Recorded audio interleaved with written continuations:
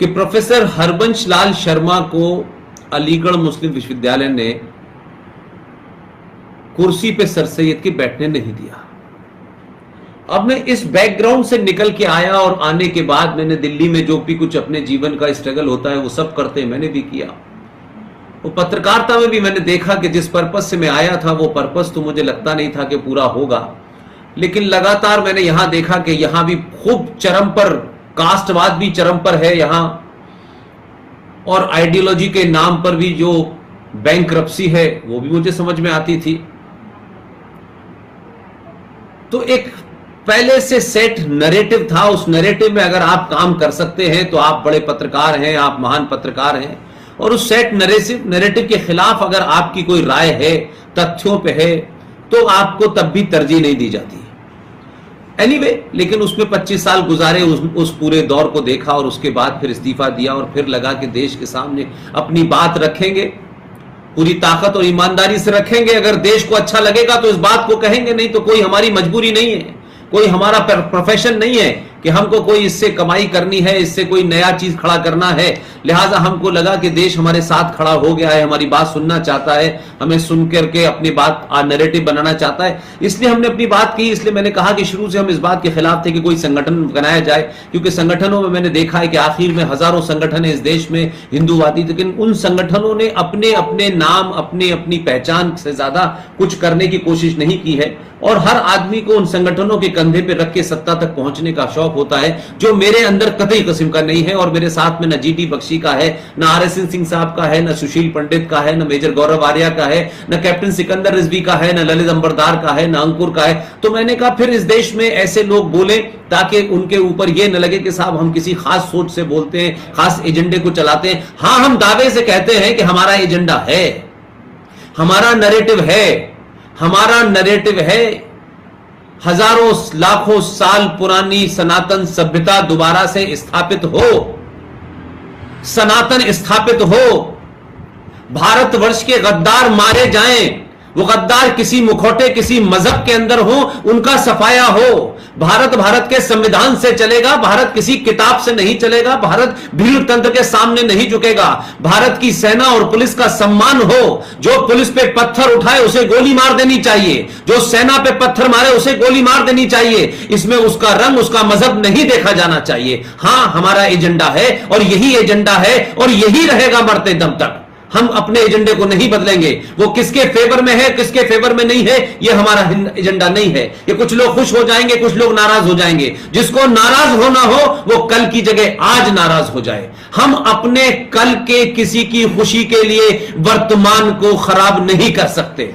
हमारे 70 सालों में इस देश के अंदर कुछ लोगों को खुश करने के लिए, कुछ लोगों का भरोसा पाने के लिए आपने इस देश की धरती के 2 टुकड़े कर दिए। आपने इस देश के अंदर, संविधान के अंदर गैर कानूनी धाराएं बना के रख दी। आपने इस देश के समाज को इंफिनिटी कॉम्प्लेक्स में लाके रख दिया। और क्यों? कि उनकी गिनती ज्यादा है।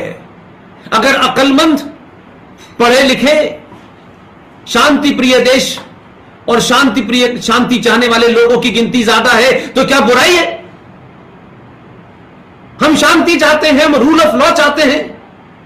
हमने ये नहीं कहा कि भारत में जो कोई रहेगा उसको जो है हमारा ही बनना पड़ेगा, लेकिन यह भी बर्दाश्त नहीं है हमको कि भारत में 4 गुंडे खड़े होकर के कहेंगे कि अगर हमारी तरह नहीं बने तो हम देश को तोड़ देंगे, हम काट देंगे, हम मार देंगे, हम लूट करेंगे, बलात्कार करेंगे। और हमारे पूर्वज बाबर है और अकबर है और औरंगजेब हैं। अगर उनके पूर्वज बाबर है और अकबर है और औरंगजेब है तो उनका भारत से कोई नाता नहीं है। वो किसी शक्ल में आए, कैसी शक्ल में आए और कैसे भी ग्रुप में आए, हमें एक्सेप्टेबल नहीं है।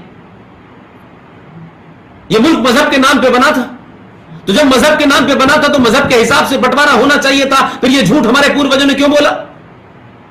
इसलिए मैं कहता हूं कि सच बोलो, सच कितना भी कड़वा हो, कम से कम राष्ट्र के प्रति और राष्ट्रीय मुद्दों पर सच बोलने की हिम्मत होनी चाहिए।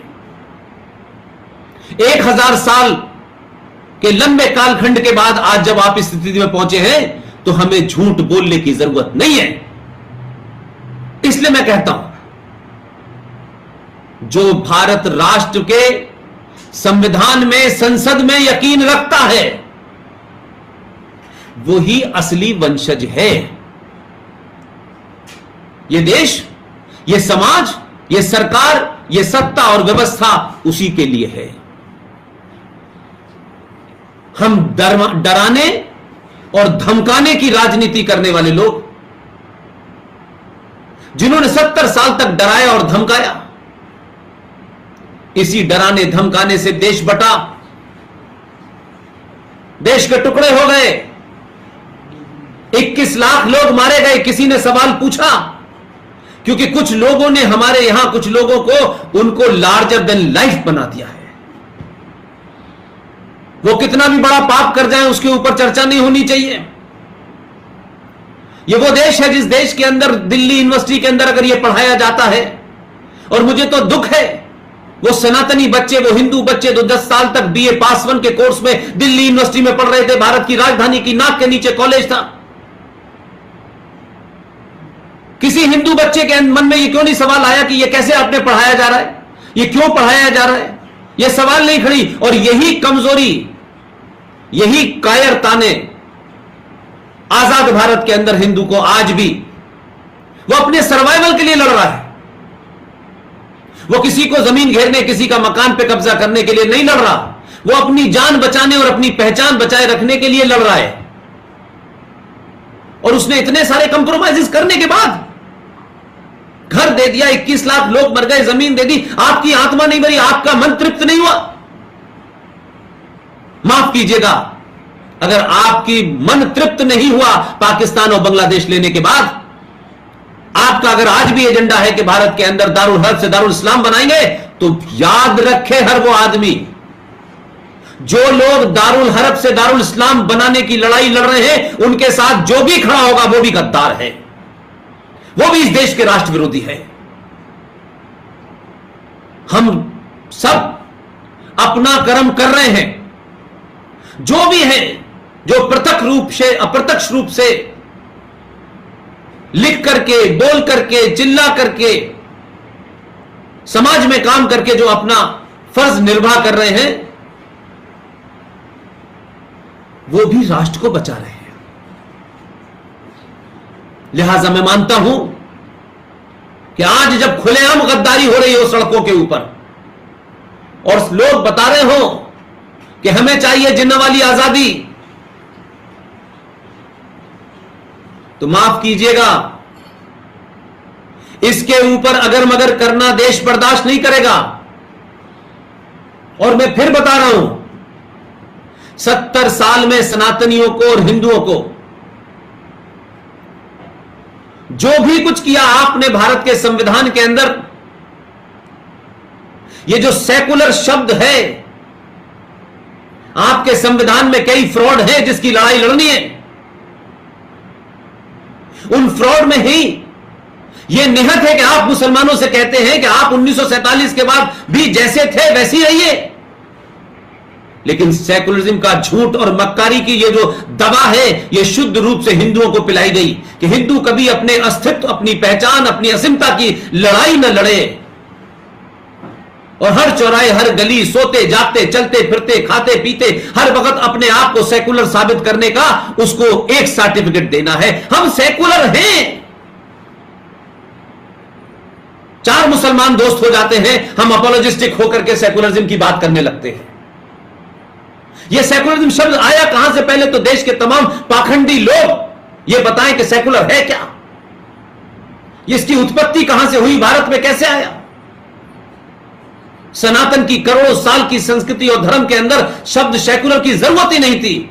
दुनिया में आज भी हमसे ज्यादा बड़ा कोई सेकुलर नहीं हो सकता, लेकिन एक मक्खारी भरा शब्द, एक आइडियोलॉजी को उसमें इंसर्ट किया गया और बताया गया कि आपको सेकुलर रहना है और इसी फ्रेमवर्क में रहना है और ऐसे ही सेकुलर होना है। तो जिन लोगों ने यह परिभाषा लिखी है, हम सेकुलर वो नहीं होने चाहते।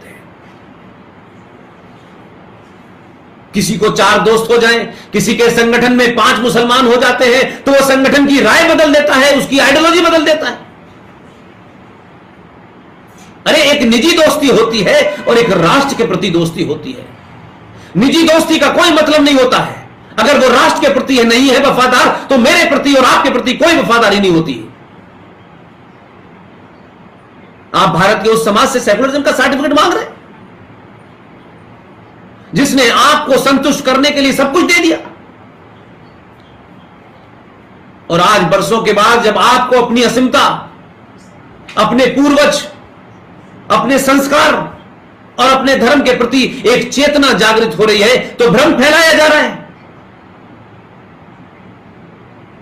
पहली बात तो कुछ लोग हिंदुत्व के ठेकेदार हो कैसे गए? ये कथा बांचने वाले लोगों ने हमको ज्ञान देना शुरू कर दिया। ये उनकी निजी राय हो सकती है। हमारे इमोशंस, हमारी संवेदनाओं को जिस तरीके से आपने उसका दोहन किया, हम आपका सम्मान, आपको उस आसन पर इसलिए बैठे देखना चाहते हैं कि आप सनातन की बात कर रहे हैं, आप धर्म की बात कर रहे हैं, आप राजनीतिक लोग नहीं हैं।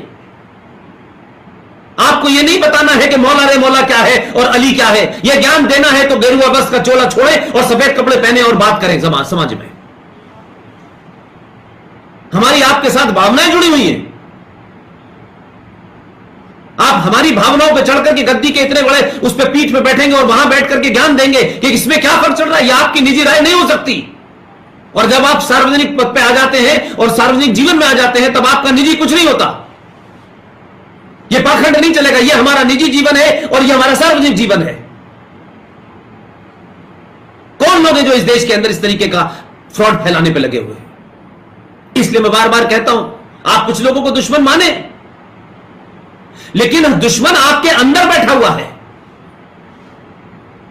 आपकी सोच में, आपके विचार में, आपके आचार में है, आपके बिहेवियर में है। हजारों साल की गुलामी ने आपको कमजोर कर दिया, लेकिन पिछली 4 जनरेशन इस गुलामी की तरफ नहीं देखना चाहती। वो आज में जीना चाहती हैं और आज के मसले आज के हिसाब से तय करना चाहती है। आज का युवा ये सवाल पूछता है, भाई मेरा बाप सबसे ज्यादा टैक्स देता है, मेरी मां इनकम टैक्स देती है, हम बिजली का बिल भरते हैं, पानी का बिल भरते हैं, लेकिन 30 करोड़ लोग इस देश में न बिजली का बिल भरने को तैयार है, न पानी का बिल तैयार है, और इस देश में आग लगा देंगे, बरसे तोड़ देंगे, स्टेशन जला देंगे। भाई ये क्या मतलब है? हमारी सब्सिडी से लोग हज भी करने जाएंगे, हमारी सब्सिडी से लोगों को खाना भी मिलेगा, गैस भी मिलेगी। भाई ये कब तक चलेगा? तो ये झूठ और पाखंड 21वीं सदी का युवा मानने के लिए तैयार नहीं है। इसलिए बात तथ्यों पे होगी, और जिसको ये तथ्य पसंद नहीं आते, जिनको इन तथ्यों से परेशानी होती है, वो फिर हमारे साथ नहीं है और हम उनके साथ नहीं है। अगर इस देश में जफरुल इस्लाम जैसा ब्यूरोक्रेट संवैधानिक पद पर बैठने के बाद, अगर उपराष्ट्रपति के पद पर बैठने वाला हामिद अंसारी मरदूद, मुनाफिक, मक्कार, दंगाई, जिहादी भारत के संविधान के उच्च पद पर बैठता है और पद से उतरते ही कहता है कि मुसलमान डरे हुए हैं, तो दिल्ली का माइनॉरिटी कमीशन का चेयरमैन जो पढ़ा लिखा है, ब्यूरोक्रेट है, ये किसके एजेंडे पे काम कर रहे हैं? क्योंकि हिंदू न चीजों को पढ़ता है, न पढ़ के उनकी एनालिसिस करता है। तो जो लोग बिना तथ्यों के अपनी भावनाओं पे कोई नैरेटिव बना लेते हैं, ये उन्हीं के बनाए नैरेटिव हैं। हिंदू मुस्लिम भाई भाई, गंगा जमुना तहजीब, हमारे पुरखे तुम्हारे पुरखे। यह कायरता की निशानी है कि आप सच बोलने से डरते हैं और आप किसी को खुश करने के लिए अपना तिलक बंद कर देते हैं, चुटिया बंद कर देते हैं, धोती बंद कर देते हैं कि नहीं हमें सबका दिल जीतना है। तो दिल तो इस देश में, इसी देश के इतिहास ने, पृथ्वीराज चौहान ने भी 16 बार दिल जीता था। भाई किसने नहीं जीता था? गुरु गोविंद सिंह ने भी जीता था। यह दिल जीतने की ख्वाहिश जिनको है उनको रहे, लेकिन अब जिनको इस देश में रहना है, उन्हें इस देश की मेजॉरिटी का दिल जीतना है। और जब तक मेजॉरिटी संतुष्ट नहीं होती, यह देश नॉर्मल नहीं रहेगा। एक देश में एक खुलेआम गुंडागर्दी करेगा, एक पार्लियामेंट में गुंडागर्दी करेगा कि भरे पार्लियामेंट के अंदर सत्र के अंत में जब वंदे मातरम हो रहा होगा, एक जिहादी, एंटी मुस्लिम, एंटी हिंदू, संबल का एमपी शफीकुर रहमान बख्श सबके सामने खड़े होकर निकल के चला जाएगा लोकसभा से कि मेरा वंदे मातरम में यकीन नहीं है। अगर तुम्हारा वंदे मातरम में यकीन नहीं है, जो भारत के संविधान का हिस्सा है और पार्लियामेंट के अंदर वो बचता है, तो फिर तुम्हें इस पार्लियामेंट पे बैठने का भी तुम्हें हक नहीं है। इसलिए हम मेजॉरिटी में हैं। हमने अपने कभी मेजॉरिटी होने का ना घमंड किया ना दम्भ भरा, लेकिन हम मेजॉरिटी में हैं इसलिए हम पिटने के लिए नहीं बने हैं। हम मेजॉरिटी में हैं इसलिए कायर बनने के लिए नहीं बने हैं। हम मेजॉरिटी में हैं तो हम सच बात नहीं कहेंगे। हमें मालदा में डराओगे, हमें कश्मीर से मार के निकाल दोगे, हमें कैराना में डराओगे, हमें संबल में, मेरठ में, मुरादाबाद में, अलीगढ़ में, आजमगढ़ में, सब जगह तुम हमारी हत्याएं करोगे, लेकिन हम मेजॉरिटी में हैं इसलिए हमें नहीं कुछ कहना चाहिए।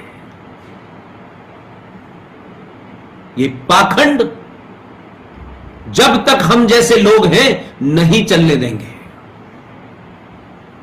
ये गलतफहमी लोग दिमाग से निकाल दें।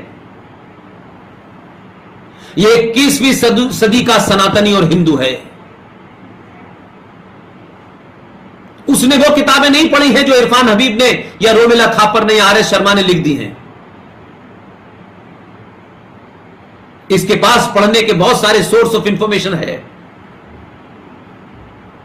इसके पास बहुत सारी और दूसरी इंफॉर्मेशन है दुनिया की जो कोई रोक नहीं पा रहा है।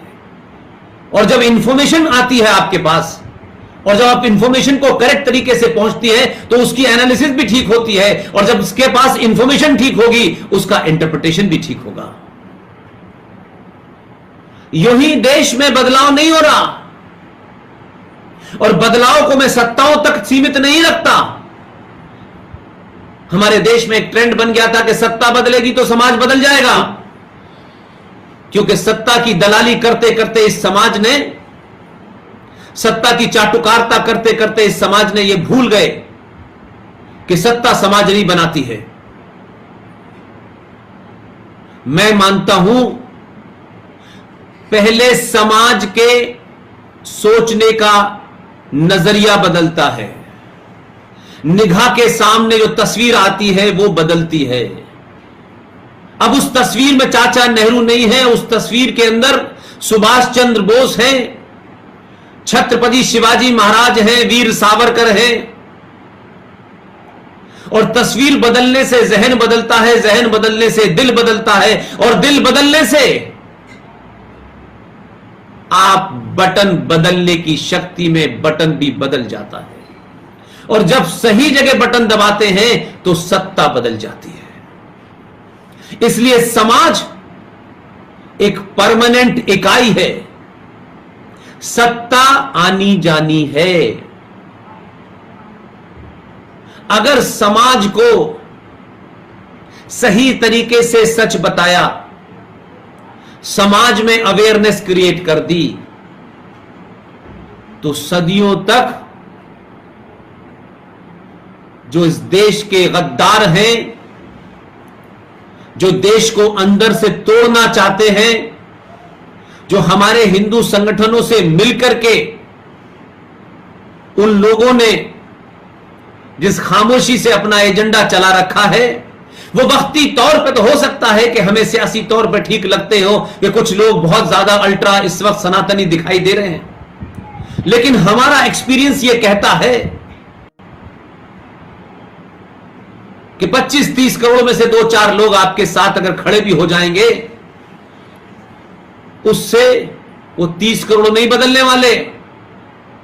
वो आपके जाने का इंतजार करेंगे, और आपके जाने के बाद वही करेंगे जो मौलाना आजाद ने किया, जो प्रोफेसर नूरुल हसन ने किया, जो फखरुद्दीन ने किया, जो हुमायूं कबीर ने किया वो ही करेंगे। इसलिए समाज बदल जाए, समाज की सोच बदल जाए तो सत्ता पे हजारों साल तक सनातनी ही बैठेगा। इसलिए सत्ता एक बार बदली, दो बार बदली से काम नहीं चलेगा। सत्ता भी बनाए रखना है और सत्ता को भी यह एहसास कराना है कि हमने आपको बदला है, सड़क बनाने के लिए नहीं बदला। हम बहुत लंबे समय से गड्ढों में रहते रहते आदी हो गए। ये सड़कें, ये सत्ता का परिवर्तन से, ये हवाई जहाज, ये विकास से हमारा सम्मान नहीं लौटने वाला। जो हजारों साल से तकलीफ हमारे पूर्वज, हमारे पिता माता, उनके पूर्वजों के अंदर जो एक दर्द है, जो हर्ट है, वो जनरेशन टू जनरेशन आगे चल रही है। आपके पास कुछ ना भी हो, ये भौतिक सुख की चीजें ना हो, मकान ना हो, तब भी आप, अगर आपका इतिहास, अगर आपके पूर्वज महान थे और इस बोध में है कि हां हमारे पूर्वज महान थे, तब भी आपको भूख लगने के बावजूद भी आपके अंदर एक ताकत होती है, एक शक्ति का संचार होता है। इसलिए आप हर संकट से लड़ लेते हैं। मगर आप सब कुछ है आपके पास, एक इंफिनिटी कॉम्प्लेक्स में जीने वाली कौम, एक कुंठाग्रस्त कौम कभी बहादुर नहीं बनती। वो समझौते करती है, जीने के नए नए रास्ते निकालकर समय तो काट लेती है। इसलिए कहीं कोई दंगाई, कोई जिहादी आपका घर जलाता है, आप वहां से भाग करके कहीं और चले जाते हैं। आपकी बेटी को उठा के ले जाता है, आप कंप्रोमाइज कर लेते हैं। आप प्रतिकार नहीं करते, न शब्दों से करते, न इंटेलेक्चुअली करते, न समाज में करते। आपको लगता है कि कहीं मुझसे कोई नाराज ना हो जाए। सनातनियों, तुम्हें कब से डर हो गया कि कोई व्यक्ति विशेष तुमसे नाराज हो ना हो? तुम उसकी चिंता करोगे जिसने तुम्हें पैदा किया है, वो तुमसे नाराज ना हो जाए। अगर तुम्हें उसकी नाराजगी की चिंता होगी तो दुनिया में कोई तुमसे नाराज हो जाए, उसका कोई फर्क नहीं पड़ सकता। इसलिए मैंने कहा कि आज मैं देखता हूं छोटी छोटी बात पर, नहीं साहब हमें ऐसा रहना है, ऐसा दिखना है, हमें ऐसा नहीं कहना, हमें फला करना है, मैं इसमें यकीन नहीं रखता। बहुत लोग बड़ा दावा करते हैं, अरे मेरा बचपन से लेके मेरी जवानी और जवानी के बाद से इतने समय तक जिन सबको पिछले 50 साल में कमाया था, दोस्ती में, मोहब्बत में, घर में, पड़ोसी में, सब मेरे खिलाफ हैं, सब मेरे साथ नहीं है। मैंने चिंता नहीं की। मैंने कहा कोई मेरे खिलाफ हो जाए, मुझे उसकी चिंता नहीं है, राष्ट्र मेरे साथ रहना चाहिए। एक दो लोगों से अपोलोजिस्टिक हो जाते हैं लोग, आप ऐसा बोलिए, ऐसा मत बोलिए, ऐसा करिए, वैसा करिए। मैं राजनीतिक व्यक्ति नहीं हूं, वोट बैंक की राजनीति करने नहीं आया हूं मैं। मुझे किसी को खुश नहीं करना है। जिसको मेरी बात अच्छी लगेगी वो जरूर खुश होगा, और जिसके मंसूबों को मैं कुठाराघात कर रहा हूं, जिनके मंसूबों को मैं एक्सपोज कर रहा हूं, उन्हें मैं नहीं अच्छा लगूंगा। उनके अच्छा लगने और नहीं लगने से मैंने जन्म नहीं लिया है। लिहाजा जब मैं इस बात की चिंता नहीं करता कि मुझे भाषा की शालीनता और शब्दों की मर्यादा के बीच में अपनी बात कहनी है, तथ्यों से कहनी है, पूरे जोर से कहनी है, पूरे यकीन से कहनी है, तो मुझे किसी की चिंता नहीं होती। इसलिए कपिल भाई ने जो काम किया है वो काबिले तारीफ काम है। मैं कपिल भाई को, उनकी टीम को और हजारों हजार संघ के कार्यकर्ता, हजारों हजार संघ के प्रचारक जो दुनिया भर में हिंदुत्व की और सनातन की रोशनी जगाने के लिए पीढ़ी दर पीढ़ी खप रही है, यह सिलसिला बंद नहीं होना चाहिए, यह सिलसिला चलते रहना चाहिए। जिस बुनियाद पे 1925 से हम चले थे, हमारे पूर्वज चले थे, यह यात्रा नहीं रुकनी है। इस यात्रा में रास्ता कैसा भी हो, रास्ते बदले जा सकते हैं, रास्तों से थोड़ा दाएं बाएं हुआ जा सकता है, लेकिन लक्ष्य नहीं बदलना चाहिए। आज पूरे देश में बहुत सारे लोग बोलते हैं, अपनी बात कहते हैं, हमसे भी पूछते हैं, हम भी खुलेआम कहते हैं भाई। बहुत लोगों ने कहा हमारे जीवन के 12 साल पाकिस्तान की नौकरी करने में कटे, लेकिन सवाल खड़ा हुआ कि पाकिस्तान नौकरी करने वैसे ही गए थे जैसे बीबीसी में नौकरी करते थे। लेकिन हमारे विरोधियों ने, जब हमने पाकिस्तान नौकरी की, तो बहुत सारे वो लोग जो बड़े अल्ट्रा अपने आप को बहुत महान कहते हैं, उन्होंने तब भी हमारे ऊपर आरोप लगाया कि आप तो आईएसआई के एजेंट हैं। हमने कहा आईएसआई के एजेंट हैं और आपके पास खबर है, तो आपको किसी ने रोका है इस देश में पुलिस के पास जाके बताने के लिए, लेकिन वो अपने अल्टीरियस मोटिव के लिए ये आरोप लगाते हैं। किसी का कद छोटा ना हो जाए, कहीं हमसे बड़ा ना बन जाए। बड़ा बनने के लिए नहीं आया हूं मैं, बड़ा बनने के लिए रास्ता तय नहीं किया है। लेकिन जब बोलना शुरू किया और भाषा की बात हुई, तो कुछ लोगों को लगा ये भाषा तो कुछ आरएसएस से मिलती जुलती लगती है। तब भी लोगों ने कहा कि साहब अब तो ये आरएसएस का एजेंट है। तो मुंबई की एक सभा में मैंने खड़े होकर कहा, भाई मुझे आप गाली दें, मेरे परिवार को गाली दें, मेरी मां को गाली दें, मेरी बहनों को गाली दें, यह आपकी अपनी संस्कृति है, आपका अपना कल्चर है, लेकिन तय कर लें कि मैं आरएसएस का एजेंट हूं या बीजेपी का एजेंट हूं या आईएसआई का एजेंट हूं। लेकिन मैंने उनसे बड़े शब्दों में साफ कहा, उस दिन के बाद से लोगों ने कहना बंद कर दिया। मैंने साफ साफ कहा, कपिल भाई, मैंने कहा उनसे, आरएसएस के बारे में मुझे शायद बहुत ज्यादा जानकारी नहीं है, जितनी है उतने से ही मैं संतुष्ट हूं। आरएसएस का मुझे एजेंट करने वालों का मैंने यह कह के मुंह बंद कराया, आरएसएस भारत में है, भारत के अंदर भी काम कर रही है, भारत के बाहर भी काम कर रही है, उनके कार्यकर्ता पूरी दुनिया के सामने हैं। आरएसएस का एजेंट होना फिर भी गर्व की बात है, कम से कम जैशे मोहम्मद और लश्कर तोयबा के तो एजेंट नहीं है। तो सवाल यह है कि हमें अपनी भाषा में अपोलोजिस्टिक नहीं होना है। ये जो आरोप लगता है, ये राइट विंग सरकार आ गई है, नाथूराम गॉडसे के हत्यारों की सरकार आ गई है, इससे विचलित नहीं होना है। हम कौन हैं, कहां से आए हैं, सत्ता में कैसे हैं, किस तरीके से हैं, अपने आदर्शों के प्रति हमारा एक कमिटमेंट है, इससे विचलित करने के लिए ही आप पे आरोप लगते हैं। और जब जब आप पे आरोप लगते हैं, आप अपना रास्ता बदल देते हैं, तो वो तमाम सारी ताकतें कामयाब हो जाती हैं। दुनिया में उन्हीं की इज्जत होती है जो अपनी बात और अपने लक्ष्य से डिगते नहीं हैं। मैं कुछ सोच के, कुछ समझ करके इस रास्ते पे चला हूं। मेरा बार बार कहना है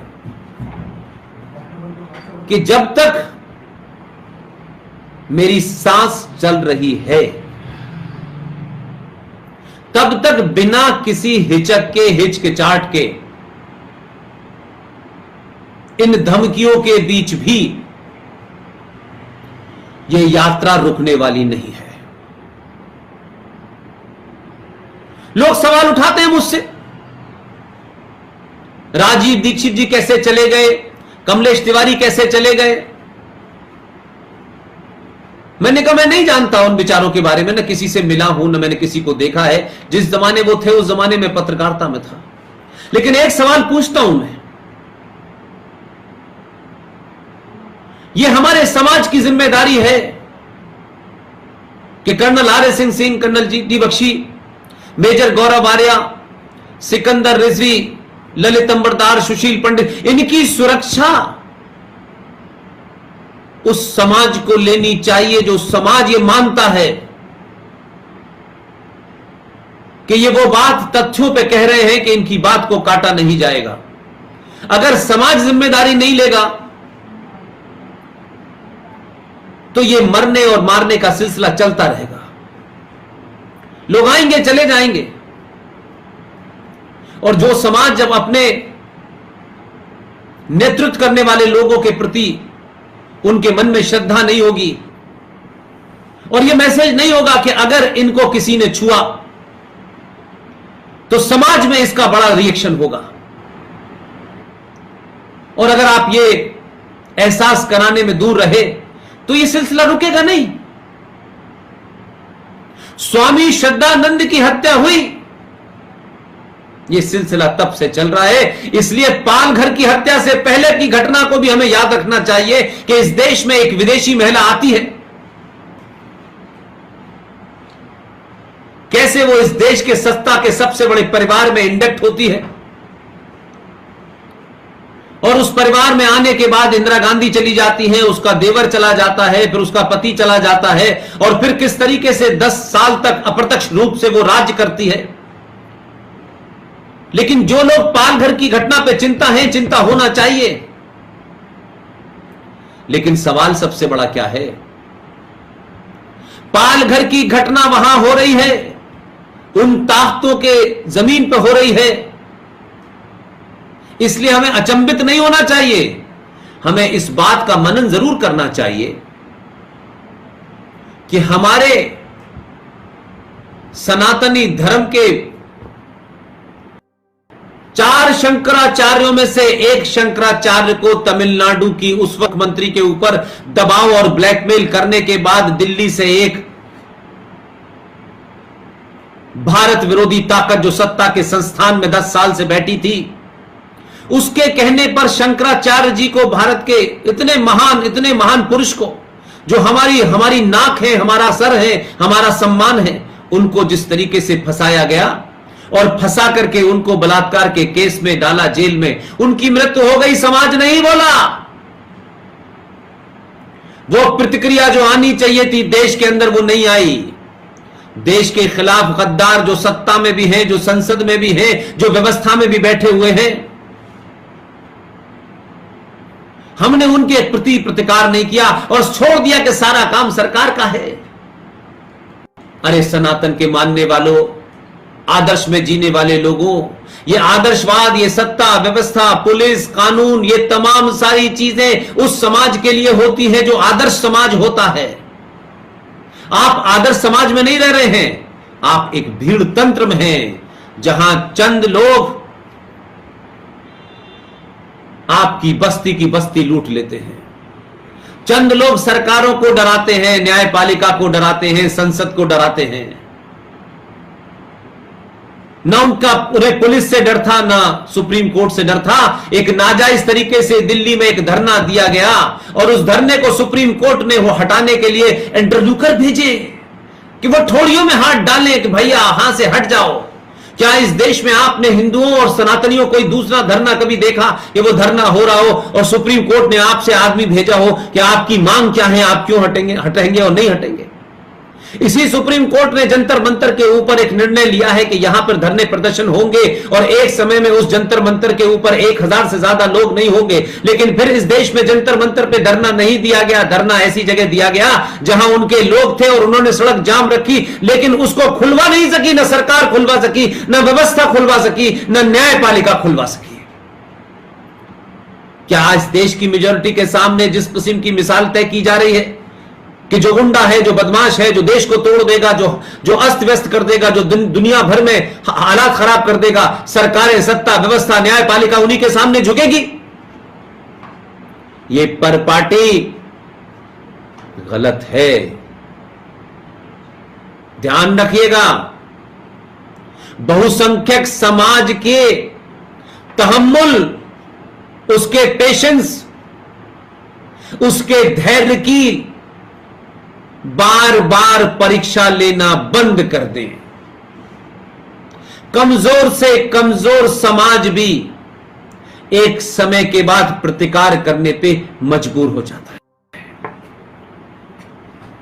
इसलिए समाज में जो जागृति आ रही है, कुछ लोग उससे वो चाहते हैं कि ऐसे ही कूप मंडूप हिंदू बरा रहे, लेकिन दंगाई देश तोड़ने वाले गद्दार ताकतवर बने, मजबूत बने, इसकी चिंता में लोग पतले हुए जा रहे हैं। और एक बात बता दूं मैं आपको, यूएसएसआर दुनिया का ताकतवर देश था, बड़े सारे न्यूक्लियर बम थे, लेकिन समाज कमजोर था, इसलिए 24 राष्ट्रों में बंट गया। इसलिए समाज अगर कमजोर हुआ, यानी बहुसंख्यक समाज कमजोर हुआ, अर्थव्यवस्था कमजोर हुई, तो न्यूक्लियर बम देश को नहीं बचा पाएगा। हम कश्मीर में पड़े 5 लाख हिंदू कश्मीरी पंडितों को नहीं बचा पाए, हम मालदा नहीं बचा पाए, हम कैराना नहीं बचा पाए। जहां आप 70 और 75% थे, वहां आप 12% हो गए। और आपकी हालत तो यह है कि आसाम में 3 गांव हैं, लखीमपुर, नौगांव और एक और है। उन 3 गांवों के अंदर मुसलमानों की जैसे ही मेजॉरिटी हुई, उन्होंने वहां एसडीएम और व्यवस्था पर दबाव डाला कि अब से संडे नहीं फ्राइडे माना जाएगा। अप्रत्यक्ष रूप से चाहे अनजाने उन 3 गांवों के अंदर शरिया लागू हो गया। लेकिन आसाम में हुआ है, किसी गांव में हुआ है, हमें क्या प्रॉब्लम है? जब तक आग हमारे घर पे नहीं आएगी तब तक हम नहीं बोलेंगे। और हम तो ऐसे लोग हो चुके हैं कि इसी दिल्ली के अंदर अंकित सक्सेना की तलवार से हत्या कर दी गई खुलेआम, डॉक्टर नारंग को मार दिया गया। यह चिंता का विषय नहीं बना हमारे यहां। ये बात यूएनओ तक नहीं गई, लेकिन ये झूठ मक्कारी पे किसी ने अखलाक को मार दिया था, वो यूएनओ में भी चली गई, वो अमेरिका भी चली गई, वो बिहार के चुनाव में भी चली गई। एक चैतन्य समाज ही सत्ता पे बैठने वालों और व्यवस्था में काम करने वालों पे दबाव बनाता है। और इसलिए दबाव नहीं बनाता कि हमारी गलत बात को मानो, यह दबाव बनाता है कि जो है नियम उसे लागू करो। हम वो भी नहीं कर पा रहे। यही वजह है कि भारत इस तथाकथित रूप से आजाद तो हुआ, मुगलों से आजाद हुआ, अंग्रेजों से आजाद हुआ, लेकिन 70 साल में भारत सत्ताएं तो आई जो अंग्रेज थे उनकी आई। व्यवस्था में क्या बदलाव हुआ? आज भी 295A, ये जो आईपीसी है 295A का नियम तो 1926 से चल रहा है, जिसमें स्वामी श्रद्धानंद की हत्या करने वाले अब्दुल रशीद को गांधी जी ने यह कहा कि आखिर इनकी भावनाओं को स्वामी श्रद्धानंद ने क्यों भड़काया, और स्वामी श्रद्धानंद ने इनको भड़काया, लिहाजा उनकी हत्या के बाद भी उन पे मरणोपरांत मुकदमा चला। ये 295A, जिसकी वजह से आज कई पत्रकारों को फंसाया जा रहा है, आज कई राष्ट्रवादी ताकतों को जगह जगह फंसाया जा रहा है कि साहब इनकी स्पीच से लोगों की भावनाएं भड़कती हैं। तो मैं बताता हूं मेरी भावना किससे भड़कती है। मैं आजाद भारत में हूं, यह सेकुलर भारत है, लेकिन मुझे 5 वक्त लाउड स्पीकर की अजान पे कोई यह कह के भड़काता है कि मैं और मेरे अल्लाह के सिवा कोई दूसरा इबादत के लायक नहीं है, तो मैं इसे एक धमकी समझता हूं सेकुलर भारत के अंदर। अगर यह किताब आपकी कहती है तो अपने घर पे कहिए, लेकिन लाउड स्पीकर लगा करके इस देश में बहुत से ऐसे लोग हैं जो बहुलवादी समाज में यकीन रखते हैं, जो आपके पैगंबर और उसमें यकीन नहीं रखते। और आपकी यह थ्योरी है कि अल्लाह के सिवा किसी की इबादत नहीं हो सकती, तो बहुत सारे ऐसे भी हैं जो अल्लाह की भी इबादत नहीं करते हैं, तो उनके लिए जगह नहीं है। तो 5 वक्त आप मुझे धमकाएंगे आज इस सेकुलर भारत में, चिल्ला चिल्ला करके मुझसे कहेंगे कि आप ये बात मानिए। मेरी भी भावनाएं भड़कती हैं, ये बंद होना चाहिए। एक तरफा भावनाएं इस देश में कदर करते करते देश का हिस्से टूट गए, लाखों लोग मर गए, फौज में हमारे लोग ही मरते हैं, पुलिस में हमारे लोग ही मरते हैं। हम आतंकवादियों से भी निगोशिएट करते हैं, हम उन आतंकवादियों के पैरोकार संसद में पहुंचते हैं, विधानसभाओं में पहुंचते हैं, हम उसके बाद भी एडजस्ट करते हैं। लेकिन यह गलतफहमी है कि ताजमहल की टिकट बिकती है, उससे भारत सरकार चलती है। तो जिनको ताजमहल इसलिए प्यारा है कि ये किसने बनाया, जिनको बाबर प्यारा है, औरंगजेब प्यारा है, भाई मेरे वो औरंगजेब को चाहने वाले औरंगजेब के साथ चले जाएं। औरंगजेब गद्दार था, देश के खिलाफ था, एक आतंकी मुसलमान था, जिहादी मुसलमान था, जिसने भारत को तोड़ा, यहां की जमीनों को बांटा, मंदिरों को तोड़ा, इस यहाँ की संस्कृति को तोड़ा। वो भारत का नहीं हो सकता, जो उनको मानेगा वो भी भारत का नहीं होगा। लिहाजा आज जिस तरीके से बातचीत में क्रम टूटा और गर्मी के कारण वो मोबाइल बंद हो गया, उस विलंब के लिए मैं माफी चाहता हूं। लिहाजा मेरी आप सबसे विनती है, कमल भाई से गिनती है कि आप जो कार्य कर रहे हैं उसे पूरी ताकत से करिए। न किसी से डरने की जरूरत है, न किसी को खुश करने की जरूरत है। सिर्फ राष्ट्र आपसे नाराज ना हो, इसकी चिंता करिए। और आपने मुझे बुलाया, इस देश में मुझसे भी बेहतर बोलने वाले, इस देश में मुझसे भी ज्यादा अच्छी काम करने वाले लोग मौजूद हैं। आप RSN सिंह साहब को बुलाएं, आप GD बख्शी को बुलाएं, गौरव बारिया को बुलाएं, शिफाली वैद्या को बुलाएं। ये तमाम सब लोग अपनी अपनी भाषा में, अपने अपने तरीके से इस देश में जिन हिंदुओं का, जिन सनातनियों का, जिन भारतवंशियों का, जिन्हें हजारों साल की सभ्यता पे यकीन है, जिन्हें सनातन में यकीन है, जो भी कार्य कर रहे हैं उन्हें मैं प्रत्यक्ष रूप से जानूं या अप्रत्यक्ष रूप से जानूं, कम से कम मैं कुछ नहीं कर सकता तो एक बात मैं आपसे कह के अपनी बात खत्म करता हूं। आप किसी को निजी तौर पे जानते हैं नहीं जानते हैं, इसका महत्व नहीं है। और आज के युग में निजी तौर पे मुलाकात की भी जरूरत नहीं है। और क्या वजह है कि आज आप मुझसे बात कर रहे हैं और आपके सामने साथ में इतने सारे लोग जुड़े हुए हैं। मैं उनको जानूं या न जानूं, लेकिन वो मेरे विचार जानते हैं और मैं आपके विचार जानता हूं। यही सबसे बड़ा महत्वपूर्ण है। लेकिन इसीलिए मैं फिर बात अपनी कहता हूं कि अगर वो शख्स जो बोल सकता है वो बोले, जो लिख सकता है वो लिखे, जो चिल्ला सकता है वो चिल्लाए, और अगर इन सब में भी वो नहीं कुछ करने में समर्थवान है तो जो चिल्ला रहे हैं उनके साथ खड़े हो जाइए। यह मत पूछिए कि मैं पुष्पेन जी को नहीं जानता, मैं RSN सिंह साहब को नहीं जानता, मैं शिफाली वैद्या को नहीं जानता। इसकी महत्व नहीं है। अपने लोगों की पीछे पीठ पीछे खूब तारीफ कीजिए, उनके सामने कीजिए जिनसे इन लोगों को चिढ़ है। यह तारीफ ही करोड़ों रुपए में मिलती है, इसे कोई खरीद नहीं सकता है। इसलिए हम कहां बैठे हैं, कहां नहीं बैठे हैं। हम पिछले 3 साल पहले पत्रकारिता में थे, प्रेस क्लब ऑफ इंडिया के 4 बार इलेक्टेड सेक्रेटरी जनरल थे।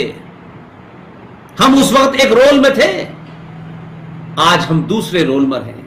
जिस रोल में हैं उस रोल में यह जरूरी नहीं है कि हम किसी संगठन की सदस्य हो न सदस्य हो। जरूरी नहीं है कि सब कुछ वो हमारे हिसाब से कर रहे हो, और हमारे हिसाब से करने के लिए वो संगठन बने भी नहीं है। उनकी अपनी सोच है, उनकी अपना विजन है, उनका अपना इंफ्रास्ट्रक्चर है। लेकिन बिना जाने भी उनके बारे में कोई अशब्द, कोई ऐसी भाषा, कोई ऐसे शब्दों का चुनाव जो उनकी इस पूरी मुहिम को कमजोर करती हो, नहीं बोलना है। हम नहीं भी जानते हैं तब भी नहीं बोलना है।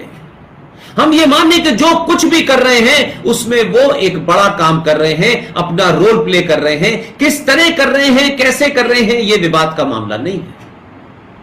सब लोग एक ही तरह सोचेंगे यह भी नहीं है, सब लोगों का एक ही रास्ता होगा यह भी तय नहीं है, लेकिन सब लोगों की मंजिल एक है, यह महत्वपूर्ण है। कपिल भाई और आपके साथी, हमारा परिवार, प्रोफेसर डॉक्टर पीके सिंघल साहब, वो हमारे दोस्त भी हैं। कई संगठनों में मैं उनका नाम देखता हूं, वो मार्गदर्शन मंडल के रूप में आते हैं। सारे लोग, राजीव भाई, मेजर भाई, कपिल भाई, योगेश सैनी साहब, राजकुमार गोयल जी, आपका बहुत बहुत धन्यवाद कि आपने मुझे सुना और मुझे मौका दिया कि मैं अपनी बात आप तक कह पाऊं। मेरे विचार बड़े सख्त हैं, एकदम साफ है। मैं कभी भी कोई बात किसी किस्म मुलम्मे में लपेट के नहीं कहता। जो है वो है और जो नहीं है वो नहीं है। ये ब्लैक एंड व्हाइट का दौर है, ये ग्रे एरिया का दौर नहीं है। मैं वो भी हूं, मेरा नाम शब्बीर कुमार है, या तो मैं शब्बीर हूं या मैं कुमार हूं। ये जो मुनाफकत है ये नहीं चलने वाली है। मेरा नाम ये है, मुझे आपसे कुछ लेना नहीं है। अच्छा लगता है तो मेरे नाम को और मेरी पहचान को और मेरे संस्कारों को और मेरे धर्म को आप एक्सेप्ट करें, उसी में मैं आपके लिए नहीं बदलूंगा और आप मेरे लिए नहीं बदलिए। लेकिन आप मुझे बदलने के लिए धर्म परिवर्तन करेंगे तो मैं ये होने नहीं दूंगा। आप सबका बहुत बहुत शुक्रिया, थैंक यू वेरी मच। मुझे नहीं लगता कि इस बीच में जो कुछ गड़बड़ हुई है उसकी वजह से शायद कोई फर्क पड़ा हो। मुझे फीडबैक दीजिएगा, अगर कोई इसमें कमी रही होगी तो हम फिर किसी वक्त दोबारा आपसे बातचीत कर सकते हैं।